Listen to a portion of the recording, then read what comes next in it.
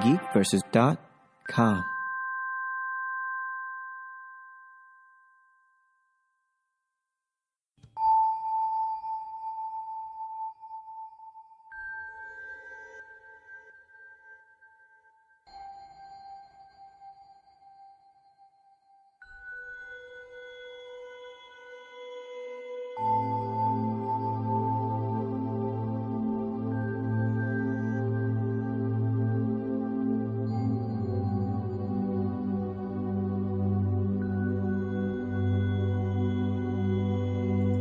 Welcome, everyone, to the Weekly Games Chat Holiday episode. I am your host, Chris. As usual, my co-hosts, Sean and John, have the weekend off as they spend time with their families, and I am left alone in the recording studio to listen to video game music that I've heard over the course of the previous year. Of course, this year we're talking about 2017.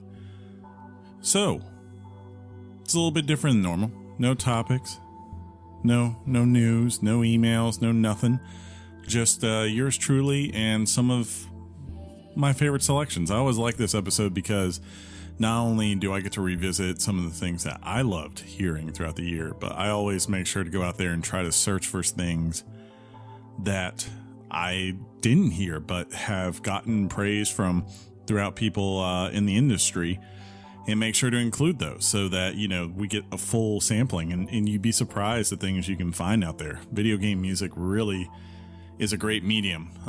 It's kind of like television shows. I think most people don't realize there are a number of TV shows that have great scores, and they have like full productions that make a unique score for every season of a show. And most people, they don't ever get a chance to step back and hear all the best bits, right? So it's the same with video games. So, you know, hopefully over the course of the next hour or so, as we go through these hits, you will hear something that makes you go, huh. And if it makes you go check out the game and you maybe decide to pick it up, hey, I feel like I've done some good, right?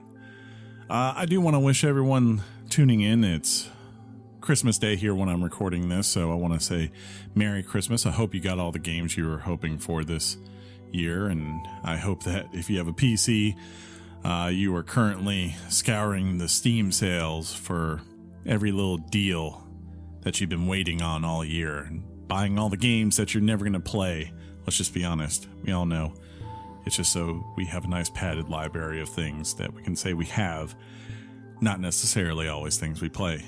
So this first song you're hearing playing in the background right now, as we transition and start the show, is Nier Automata, an episode that we never recorded, unfortunately. It's one of my greatest mistakes. I kind of feel bad. John one day picked it up in the store, and we kind of at the time were like, it's a little bit too old to maybe be talking about that game.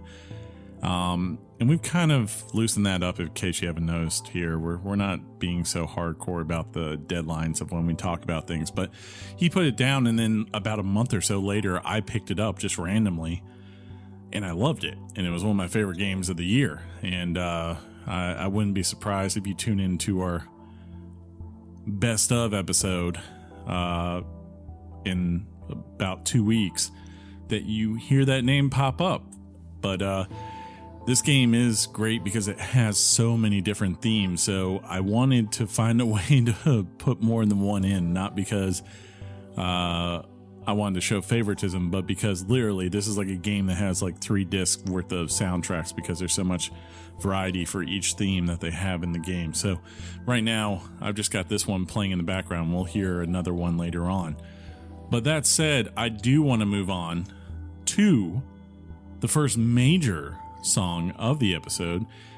We are going to start tonight with that's a good question. What are we going to start with, Chris? You know what would help? If you pulled up the download, or the list of tracks that we're going to be playing tonight, that might help. But now that I have that up, we are going to start with Super Mario Odyssey, one of the funnest games of the year, and its hit leadoff song called Jump Up Superstar. It's a great upbeat song. I think does a great job of just capturing everything that people love about the Mario franchise. And it is just a explanation point on what I think is maybe the best Mario game since at least Mario Galaxy, Super Mario Galaxy from the Wii days. So please enjoy Jump Up Superstar from the Super Mario Odyssey soundtrack. Here we go, off the rails. Don't you know it's time to raise our sails? It's freedom like you never knew. Don't need bags or a pass. Say the word, I'll be there in a flash. You could say my hat is off to you. Oh, we can zoom all the way to the moon from this great wide wacky world. Jump with me, grab coins with me, oh yeah. It's time to jump up in the air. Jump up, don't be scared. Jump up and your cares will soar away. And if the dark clouds start to swirl, don't feel a shed a tear, 'cause I'll be your one-up girl. So let's all jump up super high, high up in the sky. There's no power up like dancing. You know that you're my superstar. No one else can take me this far. I'm flipping the switch. Get ready for this. So let's do the Odyssey. Odyssey, yes, see. Odyssey, yes, see. Odyssey, yes, see. Odyssey, yes, see. Odyssey, yes, see. Odyssey, yes, see. Odyssey, yes, see. Odyssey, Odyssey.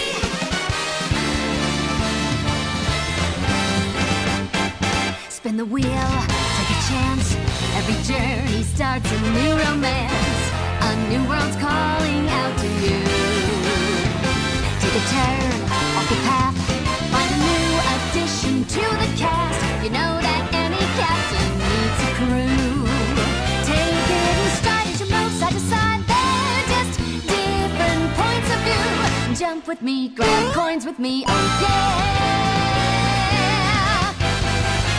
Come on and jump up in the air. Jump without a care. Jump up 'cause you know that I'll be there. And if you find you're short on joy, don't fret, just don't forget that you're still a one-up boy. So go on, straighten up your cap. Let your toes begin to tap. This rhythm is a power shoe. Don't forget you're the superstar. No one else can make it this far. But go through that stash. Now you've got panache. Oh, let's do the Odyssey.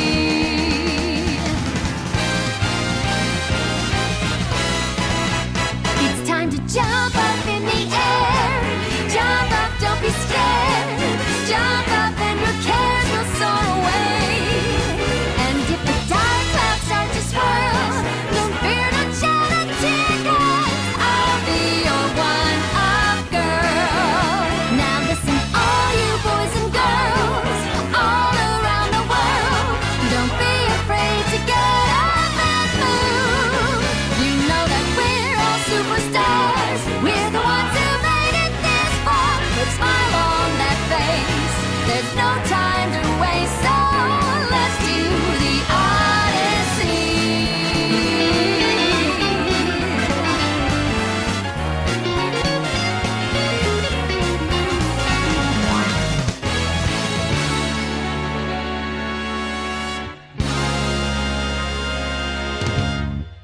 Now, if you remember at the beginning of the show, I stipulated that one of the things I love about doing this episode every year is that it lets me discover music from games that I haven't played. Maybe I'd seen it, you know, maybe it's not a game that even interests me. This one actually did, but it for whatever reason, it got lost. I don't know if you know this, folks. There's 52 weeks in the year. I am not made of endless amounts of money. I kind of do have to sometimes pick favorites over certain other ones just because of logistics and money reasons. But one of the games that did get overlooked this year is Thimbleweed Park, which is a point-and-click adventure game from legends Ron Gilbert and Gary Winnick. For those who don't know, those are the guys who made The Secret of Monkey Island and Manic Mansion, which are kind of like definitive point-and-click adventure games from long ago. And this game got a lot of pretty big reception from the industry. You know, it wasn't the greatest game ever, but like Metacritic is 85. IGN gave it an 8.5 out of 10. And it is a very distinct game out there because it basically kind of feels like you're playing X-Files. The idea is that you're two agents who arrive in the town of Thimbleweed Park to investigate a murder, and it leads to several persons of interest. So we will see where if this game maybe goes on sale during the current Steam sale, maybe I'll go and pick it up. But I did listen to the soundtrack here because it did get a lot of praise, and I gotta say, it's pretty cool to listen to. Again, it feels like a send back to a lost age, if you will. So please enjoy the Thimbleweed opener from Thimbleweed Park.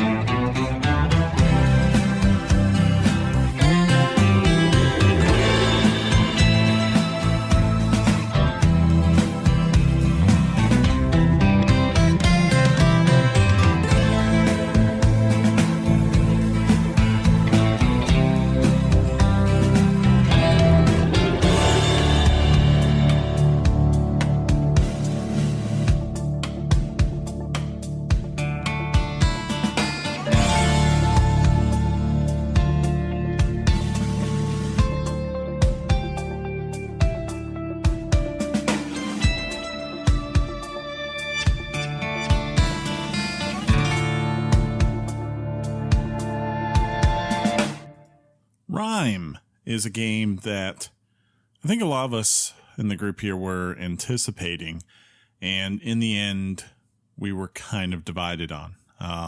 John liked it a good bit, I think. Sean and I were, if I recall, a little bit more mixed. I wasn't too hype on it in general, but I have to say, if there's one part of the game, or two parts of the game that really stood out to me, one, it's artistic aesthetics. It is visually pleasing to look at that game, no matter where you are in the story, and more so, a great soundtrack. You know, the game definitely did not have a problem when it came to music, and it was one of the parts that I remember when we were talking about the game. I did give it some high praise for it. This selection we're going to listen to from the game is called The Island. No, it's not a reference to Lost, but the actual island that we see our main character in the game. It's the second track, so afterwards we've gone through a storm, basically. The game starts out with our hero at sea just trying to survive, and this is the theme that plays when he finally comes to and finds himself on the sandy beaches of this island. So please enjoy The Island from RiMe.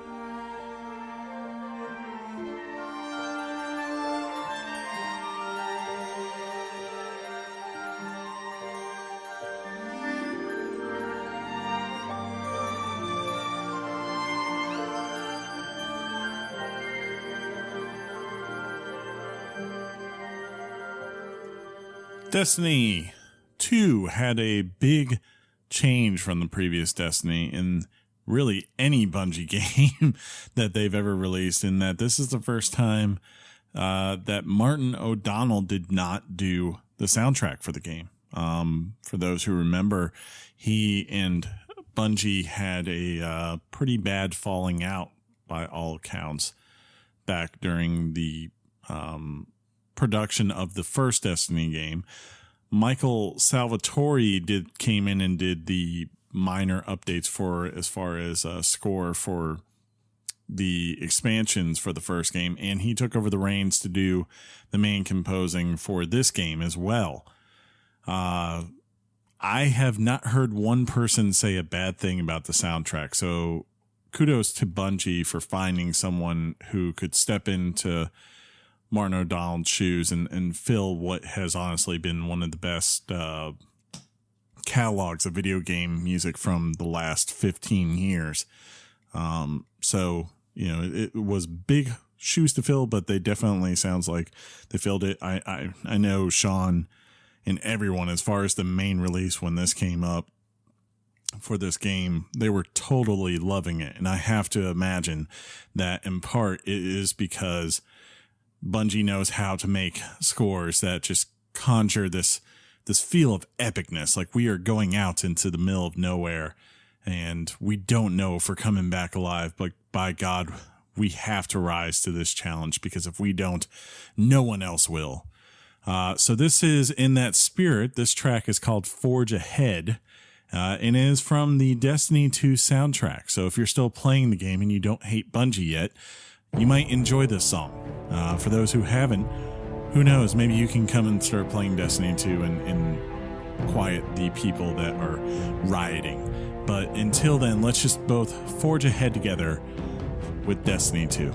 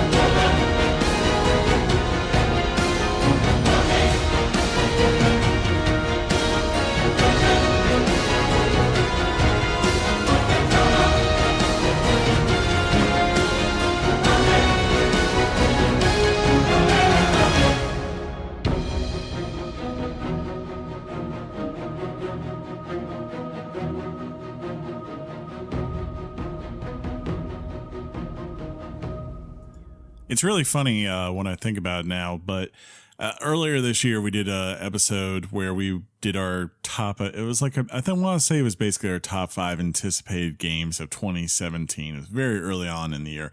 I'm sure we'll do something similar for next year if you're wondering. And one of the ones that I did not put on there, but my 2 co-hosts put on there, was Horizon Zero Dawn. I was interested in it, but I definitely was in wait and see mode because it was a new game, a new franchise. And yes, I knew it looked beautiful, but I just had to see, is this going to be another open world game that just feels like something that's copying the trends that we see over and over again in the industry, or is it going to be something original, something fresh, something that pushes boundaries? And that's what it ended up being. And, well, I know John also loved it. It's funny, Sean had on his list. Sean still has not gotten around to it. I'm scolding you on here, Sean. If you're listening, you need to play this game. But yes, it's one of my favorite games of the year by far. Probably one of the best, if not the best, open world third-person action game. I won't say the best third open world because there's another one coming up that you could argue is better than that. But it is an awesome tale supported by an awesome soundtrack. And here I've selected Meridian's Day theme. Meridian is the kind of like major hub city for the whole entire world in Horizon Zero Dawn. Like, you see little tiny kind of cities and outposts early in the game, but when you get to Meridian, it feels like very quickly you are seeing something that is completely different than anywhere else in the world. It is the New York City, if you will. It's the London, and it feels epic, and it has a wonderful theme to support it as you first come across. It's got both a day and night theme. So this is the day theme from when you arrive in Meridian, and it's from the Horizon Zero Dawn soundtrack. Go get this. Please, I'm begging you. I want more.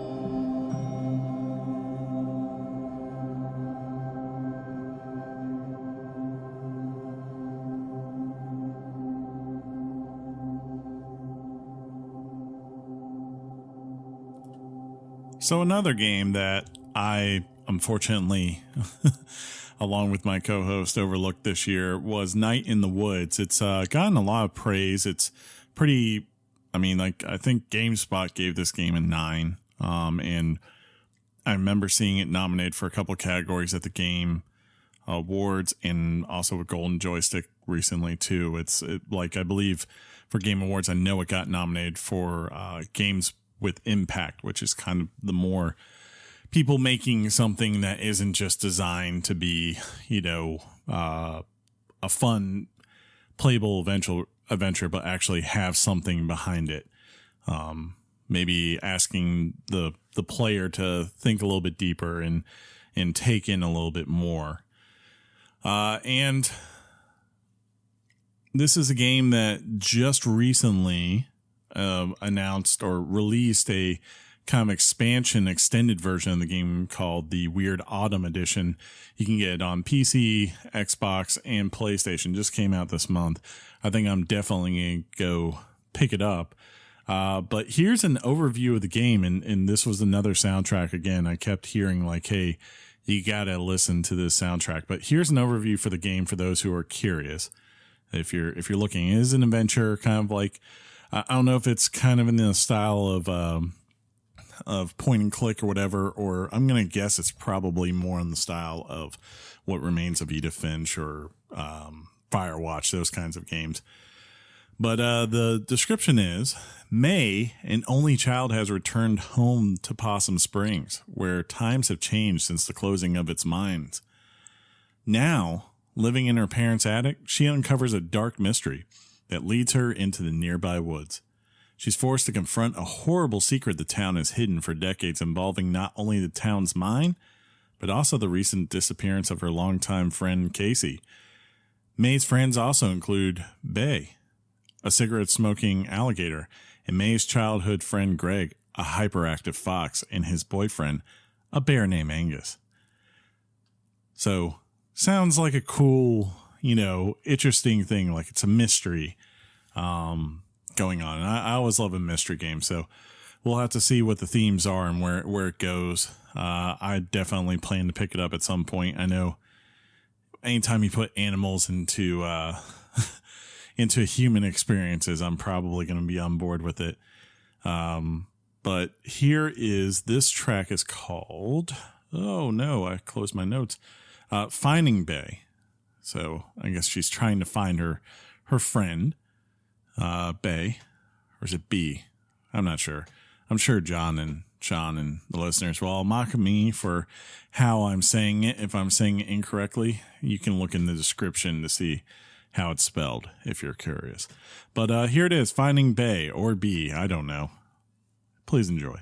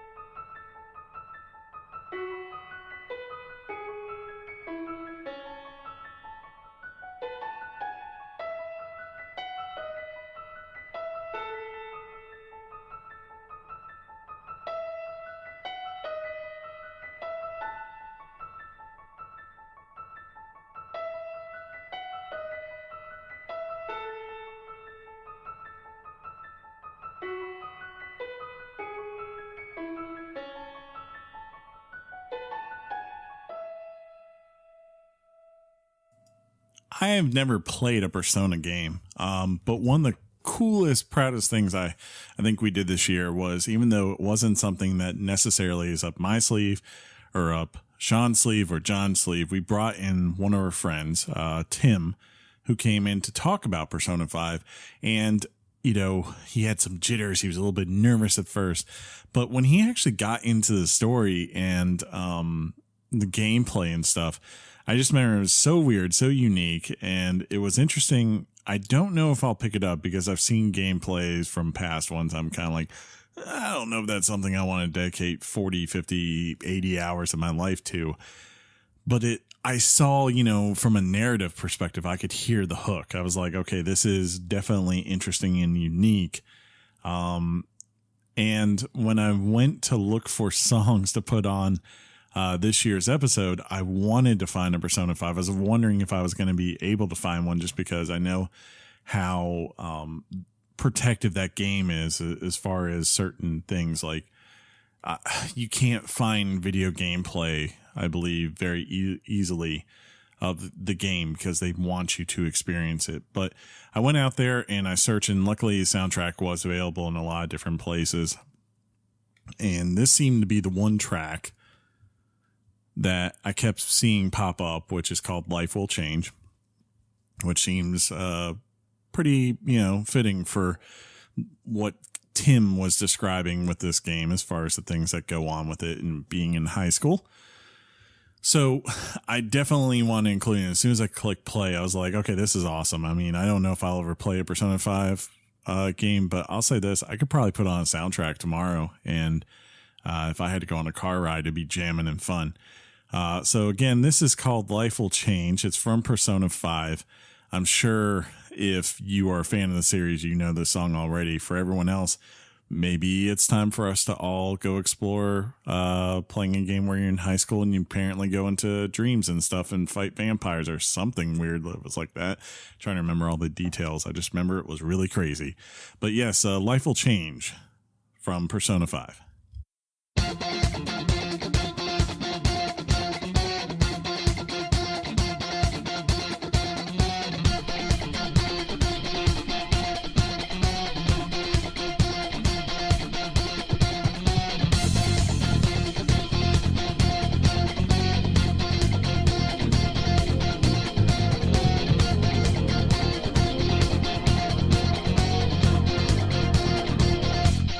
Not a game, I'm not a robot, and I challenge you.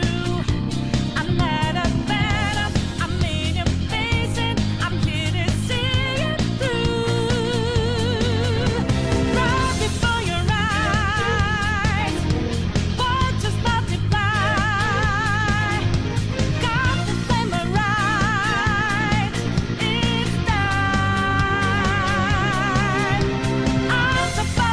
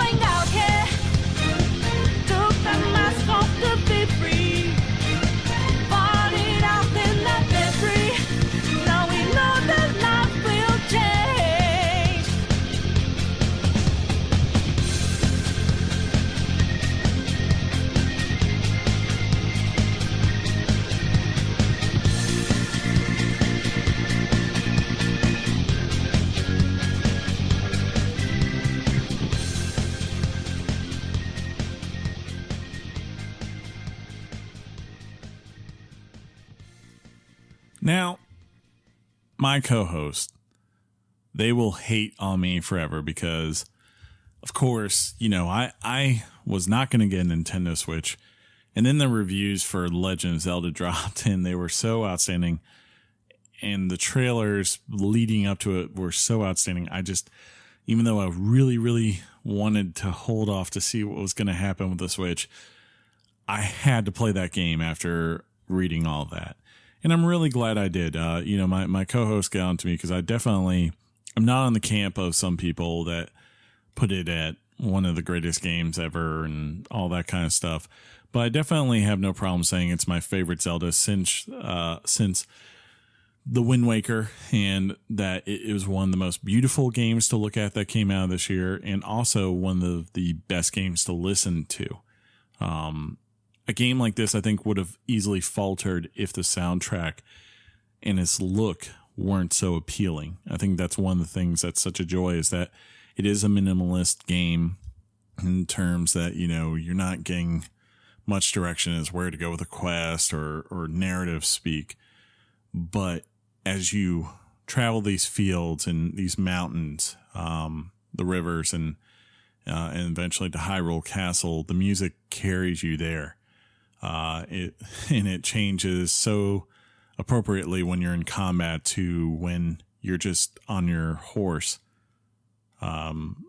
riding over a ridge and looking down into a valley below.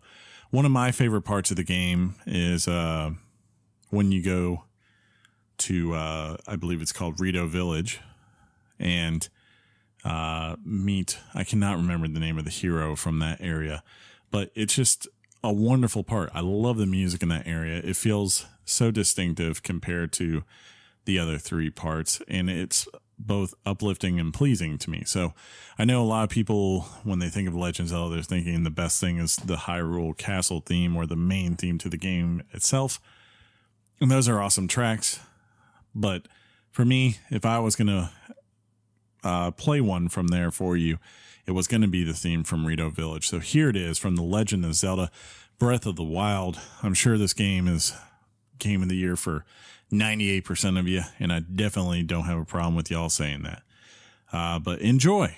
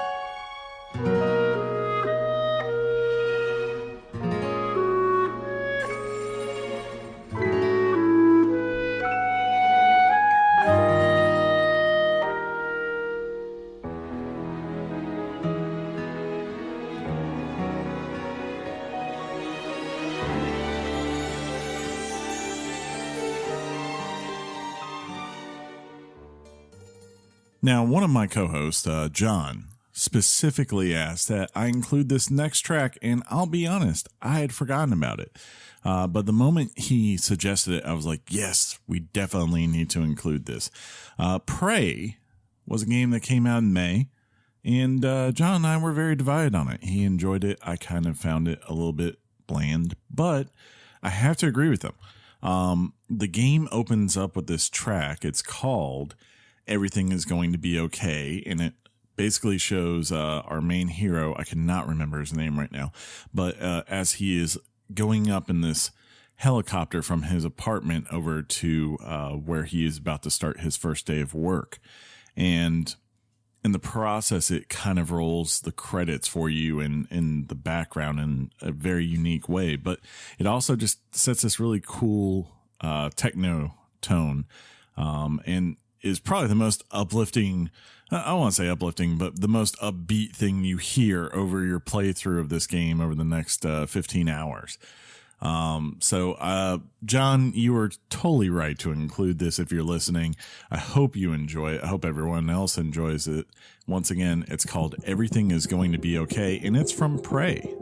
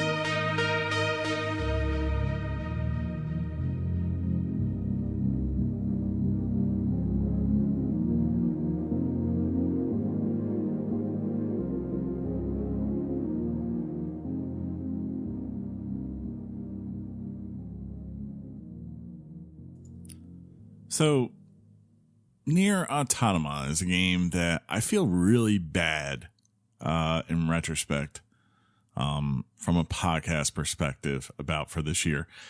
John picked it up one day. Like, it came out like at the very early part of March. So basically, John, myself, and Sean are all playing Legend of Zelda at this point. We had just also, John and I had also gotten off of trying to play Horizon Zero Dawn. And then about a week after it came out, I had to switch over and I was playing Mass Effect Andromeda as much as possible and to get that done for the show. And this just kind of went on the back burner. And one day we were at EB Games and John saw it and said, "What about this?" And Sean and I both were kind of just like, it's a little long in the tooth. We felt like its moment, if we were going to talk about it, we thought we had missed it. And in retrospect, it's foolish on our part. We should have just gone ahead and talked about it. But probably about a month or so later, it was discounted somewhere, and I picked it up because I was like, I just kept seeing this wave of articles coming out saying like, this is a great game and does some really cool, interesting things. So I was like, you know what? I will finally bite the bullet. I'll get this. And, I never considered bringing it up for the podcast. I definitely didn't want to do that where it's like, well, when I play it, we can talk about it. No. I missed that opportunity. Unfortunately, that ship had sailed. But I was very surprised. It was probably my biggest surprise of this year was just how much I enjoyed the game. And I have to give it credit because musically it does things that most games just don't do. Most games, you just have one playthrough and therefore you just have one soundtrack. This game has multiple playthroughs that you go through where it shows you different perspectives and then additional chapters to the story. And themes consistently are brought back, but they're altered, they're changed. Down to this, I want to demonstrate this rudimentary fact. Before, the main track we're going to listen to from this game is called Amusement Park. Well, in the game, there's hacking, okay? And whenever you go into the hacking, it kind of goes into this weird, like 16-bit interface to do the hacking. And in turn, you get whatever track you're listening to, a 16-bit version of it. So real quick, here's the hacking track for Amusement Park from Nier Automata.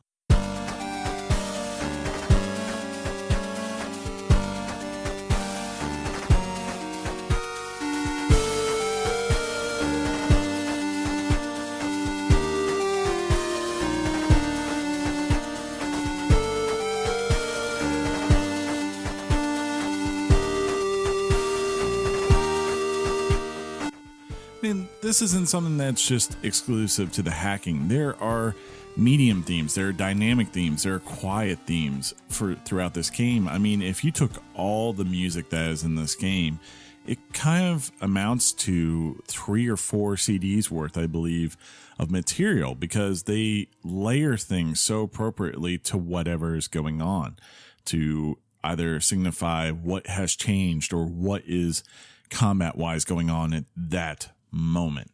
And it is a great achievement. That takes a lot of work. You could tell there's a lot of passion in this game. And it doesn't just extend to the music. It extends out to the story and to the gameplay and to the way the art is carried out in this world. This game lets you kill yourself through menu options if you want. That's an ending in this game. Just little choices like that, and it shows that everything had thought behind it. And that's true, of course, as I said before, mainly, I think, with the music. So I would like to now play you the actual theme from the game, the main theme for the amusement park, which is just a beautiful part. You go to this, you come in this clearing of this forest, and all of a sudden, out of nowhere, there's this amusement park, and it looks like, kind of like this, I don't know, this almost play off of Disney World, but in a different way. I don't know how to describe it, but it just has its unique charm. And you go in, there's these little robots dancing around so happy that they're at an amusement park, but also begging you not to kill them. And it like at this point in the game, all you've seen is just a ton of industrial areas and ruined cities. So to come across this area for the first time in the game, it shows you, it's kind of like the first marker where the game tells you there's more going on here. It's not all just doom and gloom here, folks. There's something going on, and there's a mystery to this world that you're going to have to confront at some point. But I hope you enjoy it. This is called the Amusement Park theme, and it's from Nier Automata.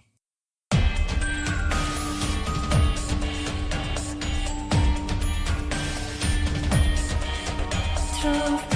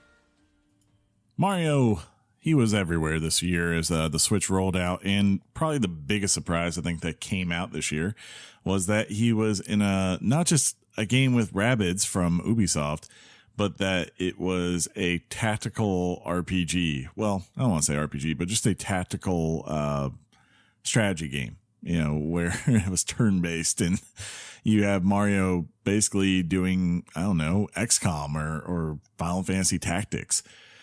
I don't think anyone saw that coming or that it would work as well as it did. But the moment they revealed this game at E3, which is Mario and Rabbids Kingdom Clash, people were on board and wanted to play it. John had never played one of these kinds of games, and he picked it up and immediately fell in love with it. Personally, I did not get to play this one before my Switch died or went somewhere else. But it definitely, I watched videos and it definitely looked charming. And if I had someone who had never played a tactical game like this, I totally would have been like, you should pick this up. This is a great introduction to why people love these games. And also, if you love Mario, this is your in. If you were ever going to find something that would maybe let you give these games a shot, I think this was it.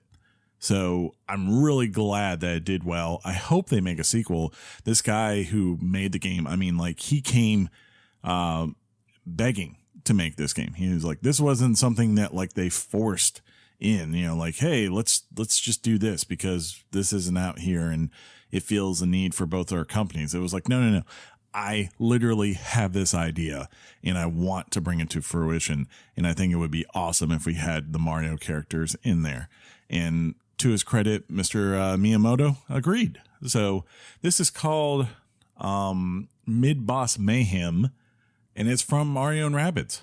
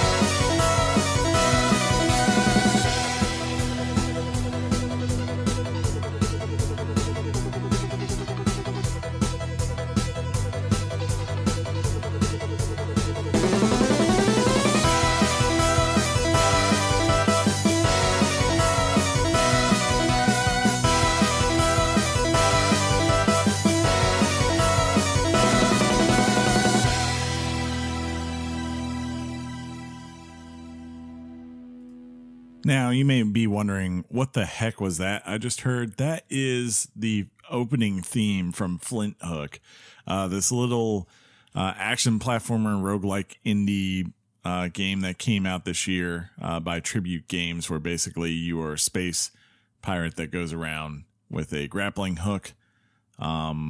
Looks like he looks kind of like a rabbit. It's out there on a lot of systems. I believe you can get it on PS4, Xbox, and Windows. And I want to say there are plans at some point for it to come to Switch, but it's not out now. But I heard that, and I had read somewhere that, like, even though the game is good, it's not anything like everyone's like, oh my God, this is the greatest game ever. Everyone said its music is actually pretty cool if you love that 16-bit era stuff.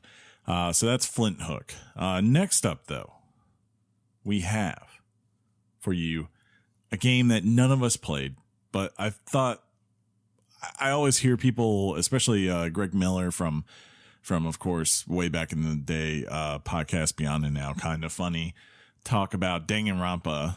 Well, Danganronpa version 3 came out this year, and everyone always says it's got really cool upbeat music, so I decided to give it a listen. I thought it was really, really cool and fun to listen to.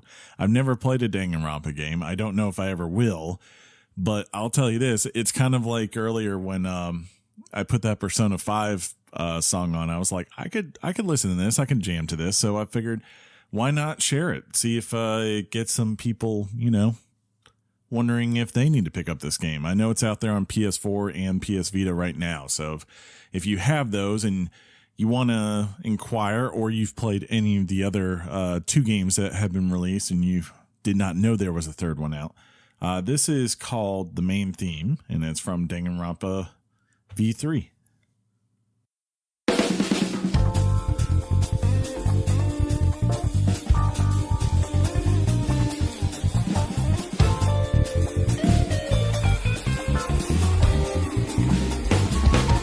Danganronpa.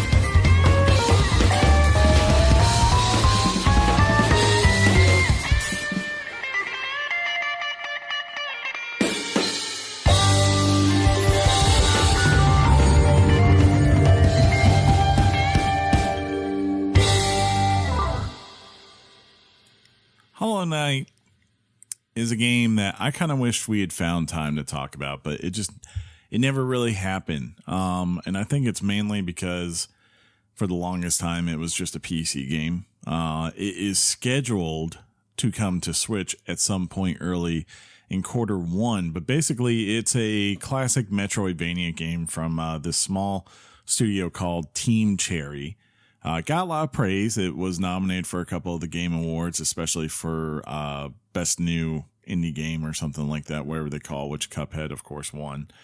But it's an awesome game with a really cool art aesthetic and also a really cool music aesthetic. Everything The world is kind of in this design primarily of white, black, gray, and kind of darkened hues of blue and stuff like that. It's definitely got this goth feel, if you will, to it as you walk around these 2D environments.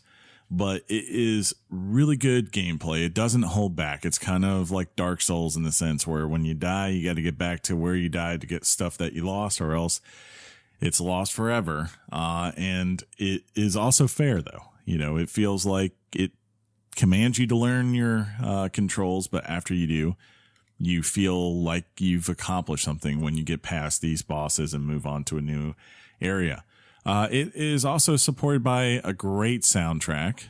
This theme is called City of Tears. There is a lot of tracks I could have picked from this, and I just picked this because I felt it. First time I went to this area in this game, and this theme played, it just felt right. The music really set the mood for where I was at that point. Beautiful scenery, and I believe rain is pouring down as this is going on, and it just feels appropriate. But this is called City of Tears, Hollow Knight. It's out there right now. I believe if you have your computer, you can get it on the Steam sale today for about $14, maybe even $10. I think it might have been. And it will be on Switch at some point in 2018. And who knows, maybe if John picks that up, we'll come back and we'll talk about that game. Or Sean, both of them. I hope both of them get this game. Both of you buy this game so we can talk about it. But once again, City of Tears from Hollow Knight.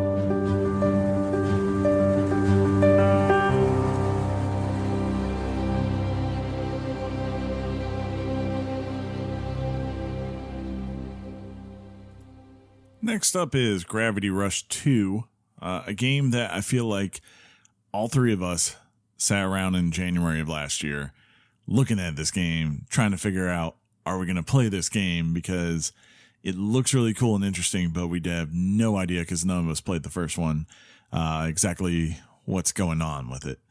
None of us ever, well, no, I want to say Sean checked out the original for a little bit, and he was like, this is really weird. I don't know if this is something I can play. I never got it, and I don't believe John did either. I have to say, it looks like one of the coolest ideas out there, and it also sounds like it had one of the coolest soundtracks to support it. And again, I don't like to throw away things just because we didn't play them. And as soon as I put this music on, I said, this is really cool to listen to. I'm going to put this in the podcast for this music episode. Gosh darn it. And I don't care what anyone thinks of it. So this is called this is just simply the title menu theme. Very deep. We've got a couple of those today. Some people, there's like, look, this is its purpose. It's for the title menu, but it's really cool to listen to. So Gravity Rush 2, I think it's on sale right now. If, when you hear this, should be on sale still through the PSN Christmas sale. So if you are interested, pick it up, try it out. Maybe you'll like it. Tell us what you think, and we'll talk about on the podcast how we're dumb for not ever playing this game.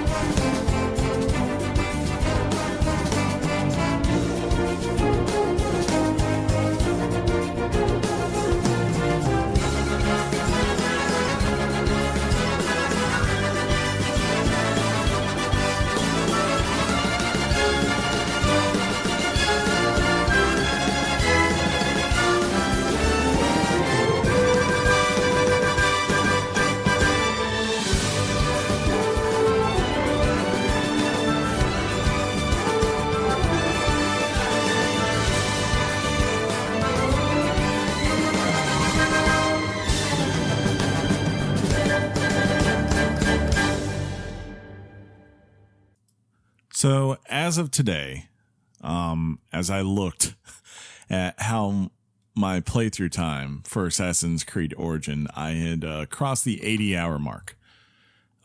So I think it's safe to say I have definitely enjoyed my return to the world of Assassin's Creed, and that I think this revamping and new direction they took with the game is totally the right step. It's not a perfect game. It's got some issues at certain parts where it still feels very much like Assassin's Creed and maybe needs to learn and grow, but it's taken a lot of steps in the right direction. And Egypt is just one of the funnest environments and most realized environments they've ever made in their series. I going across the desert or going into the mountain areas where the Greeks have more so set up shop, going to the cities of Alexandria, Memphis, they're all breathtaking. And it feels like you're visiting an area that maybe, even if, of course no longer exists, but even if you were to you feel like you're at least getting an opportunity to see what it may be like to visit that part of the world today, if possible. Which, hey, taking a trip across the sea is not always an easy thing. So sometimes it's fun to have a game that allows you to experience places that you may not otherwise see. I really tried to pick a good theme from this. And the one that seemed to be, everyone was like, you should look at this. I was very hesitant to pose because of the title of the track kind of has a spoiler in it. So I'm going to leave out what the first word is because I think I haven't finished the game yet, so I do not know if this is in fact a spoiler or if it's just kind of alluding to something. So I will just simply say that this track is called Family Origins. There may be another word in there, but we'll just say Family Origins. And it's from the Assassin's Creed Origins soundtrack. And I'm going to pause this while you listen and go play some more.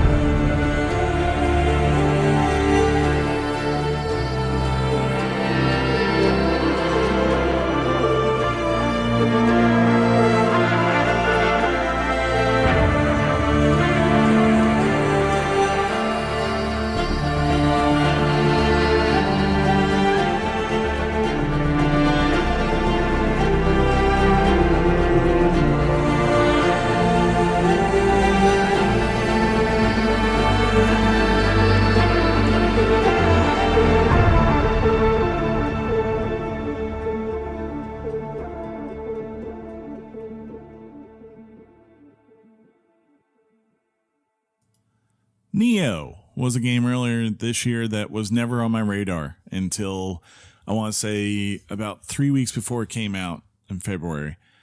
They put a free beta up on PSN and I downloaded it and tried it and I was like, oh, it's Ninja Gaiden, but it's also Dark Souls.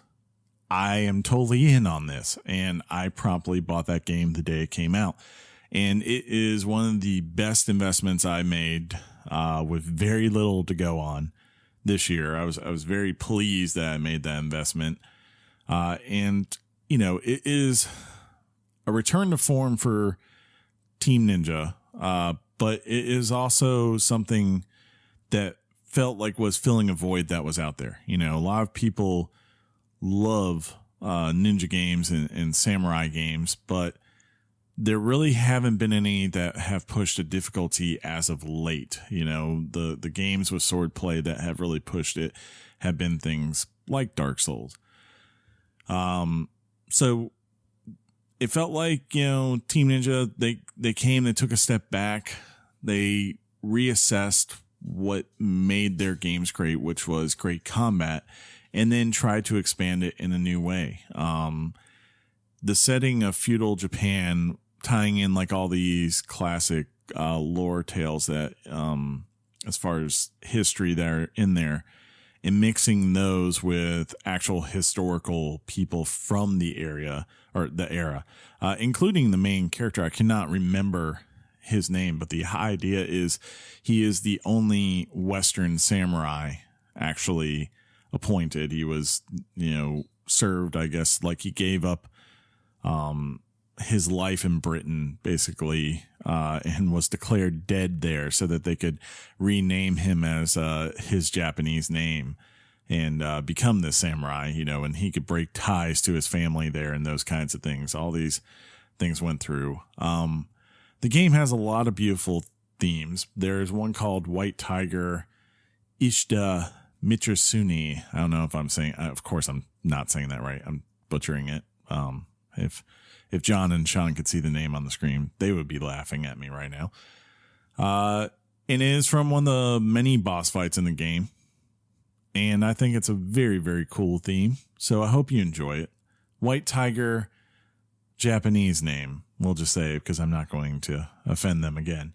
And it's from Nioh, and I think it's on sale right now, so go pick it up.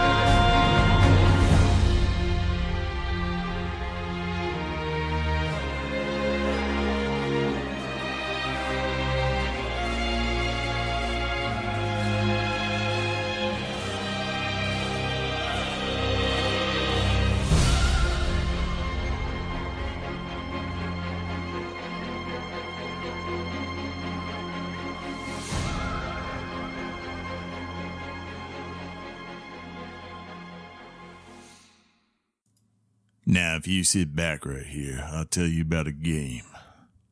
A game about reclaiming America from the evil Nazis.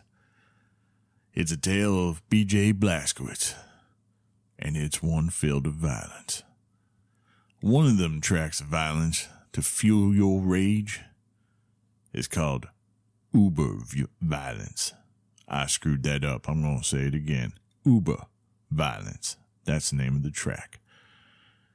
As I went around Roswell, New York, New Orleans, I let this kind of track fill me with rage. And I took it out on them Nazis everywhere I came across. Wolfenstein 2, the new Colossus, is on sale right now. You can get it for as low as $30. I suggest you do that. And then you put this track on, Uberviolence, and you rain hell down on them Nazis. Enjoy.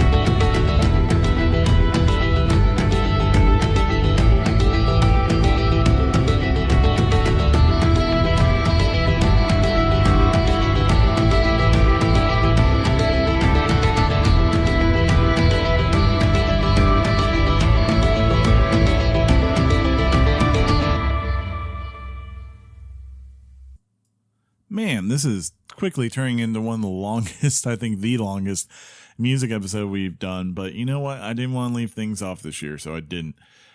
Sonic Mania. You know, there was a period of this year from August through November where Sonic was good again, where it didn't suck. And then, unfortunately, what was it called? Sonic and Friends or I don't know. Whatever the terrible 3D game that just came out in November came out and ruined again how great Sonic is. We had this little period where we were reminded that Sonic was at one point challenging to be king with Mario as far as platformers were concerned, and that it was, you know, one of the best games out there from that era, whether you're on Genesis or Super Nintendo.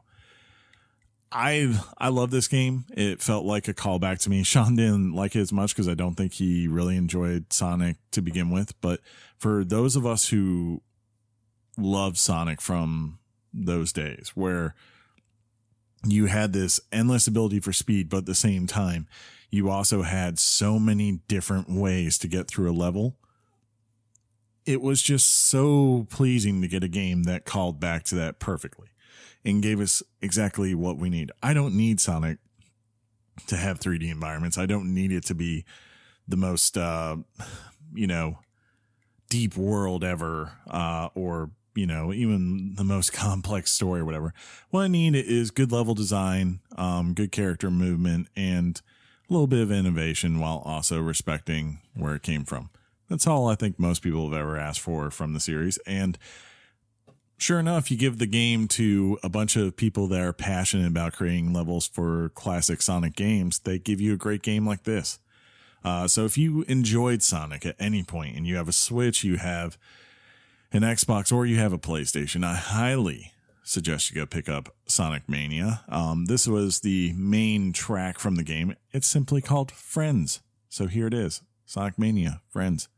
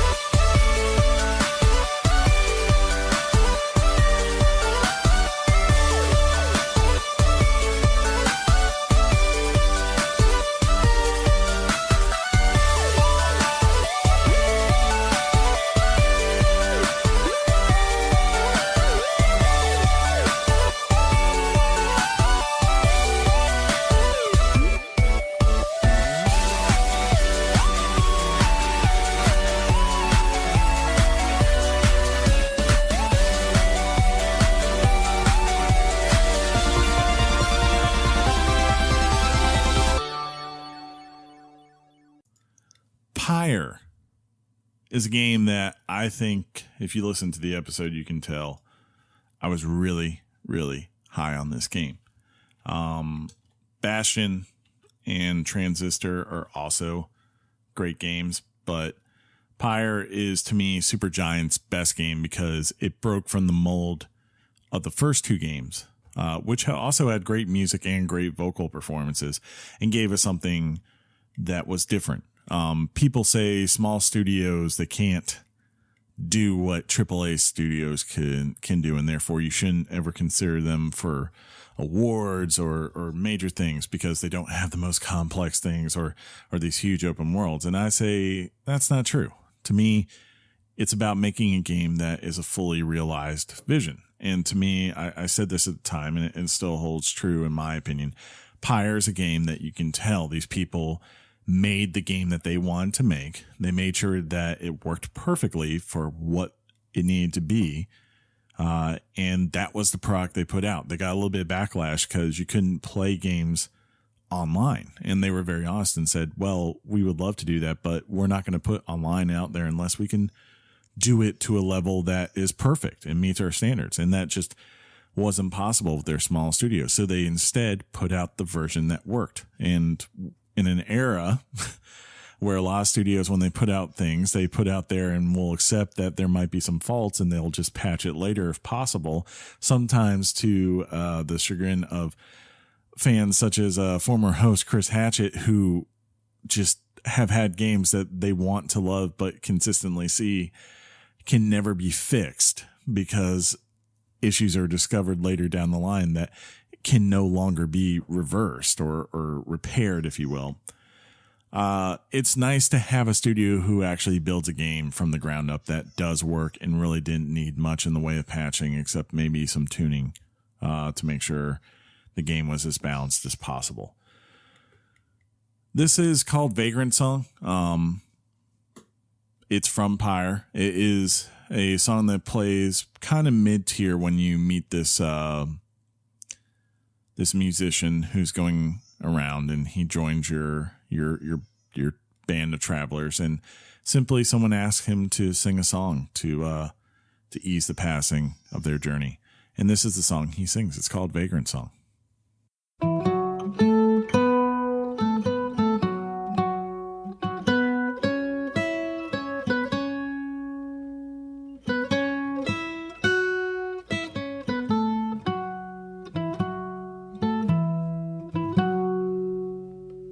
Before the salt and roiling sea, the moon began to cry.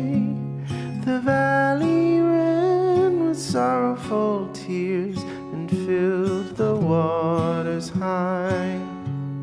The misty morning over the brine belies a leaden sky. The stars all hide away from the chill until the evening rise. Oh,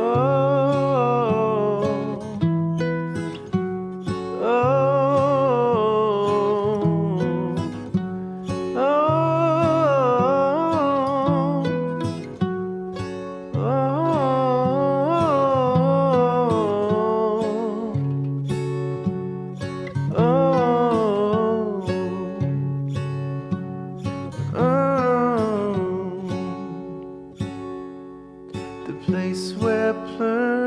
scuttled her foe, the doomed ship still resides. The Titan met her end on its prow, forsaken by the tides. In death she leaves her stain on the place, the tempest never dies. Her final throes and shivers and shakes 1,000 years gone by.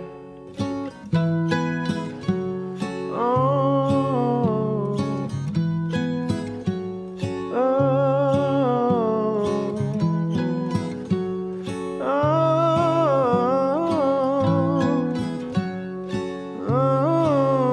oh,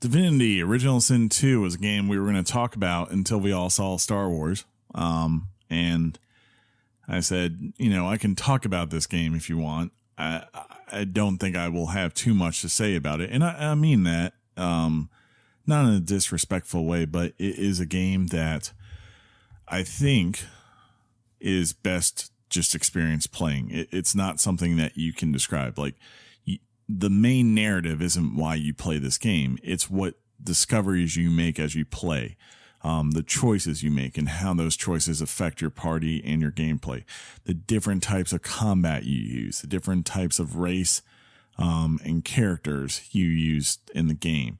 in your interactions and how you decide to solve problems that arise. That's what people like about these games. And I have to say, in my 30 to 40 hours I spent with the game so far, that's exactly what I've gotten. Doesn't matter what it is. There's always multiple ways and scenarios to solve something. Usually you can find even a way to not draw your sword. Whether it be talking to animals or having the right party member. You know, sometimes you need to have the person who is a lizard in your party talk to someone. Other times you need an enchantress. Sometimes you need an elf or a dwarf. You always have to be, if you have a Thane in your party, you always have to be aware of the fact that if he's not covering his face, people will freak out, and that might impact a negotiation. Those are the kinds of things that matter in this game. That's why people, I think, enjoy it, is that even after you've beaten the main tale and gone through, you can easily create a new character and enjoy a completely different game because you go through a different type of game, playthrough. You might have a different party makeup. You might do different abilities. You might have a different race. All these things can affect every little detail in the game as far as what's available to you at any given moment. And that's what a lot of games don't give you, is that level of freedom to just go around and explore, make your own choices, and sometimes be damned by them. Honestly, it allows you to fail. And you need to be aware that is a very real possibility. I looked there. This game is supported by a very awesome soundtrack. I decided to go with Rivellon, which is an area that you go in the game. It's a very pleasing theme, and I hope you enjoy it. And I hope if you have a PC and you love classic RPGs, I would say if you love Baldur's Gate, you should definitely consider picking up Divinity Original Sin 2. I promise you, you don't need to have ever played any of the Divinity games, including Original Sin 1, to enjoy it. But it's on Steam now. Enjoy.